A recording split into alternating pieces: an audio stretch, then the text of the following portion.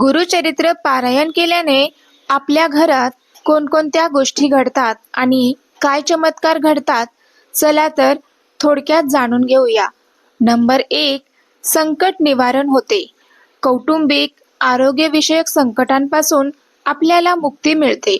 Number 2, आपल्या मनोकामना पूर्ण होतात. जसे संतान, विवाह, नोकरी यासारख्या इच्छा पूर्ण होण्यास मदत मिळते.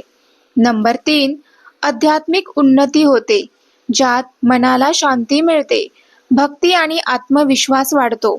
नंबर 4, कौटुंबिक सौख्य वाढते, घरात शांती, समृद्धी आणि एकता वाढते.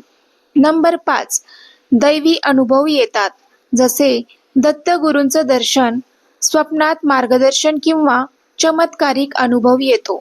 नंबर 6, दुष्ट शक्तींपासून संरक्षण होते, नकारात्मक प्रभाव कमी होतो आणि अडथळे दूर होतात. नंबर 7, आरोग्य सुधारणा होते, त्यात शारीरिक आणि मानसिक आजारांपासून आपल्याला मुक्ती मिळण्यास मदत मिळते. श्रद्धा आणि नियमित पारायण केल्यास हे चमत्कार आपल्यालाही नक्की अनुभवता येऊ शकतात. तुम्ही सुद्धा गुरुचरित्र पारायण करता का? कमेंट करून नक्की सांगा आणि तुम्हाला आलेला अनुभव शेअर करायला विसरू नका. श्री स्वामी समर्थ.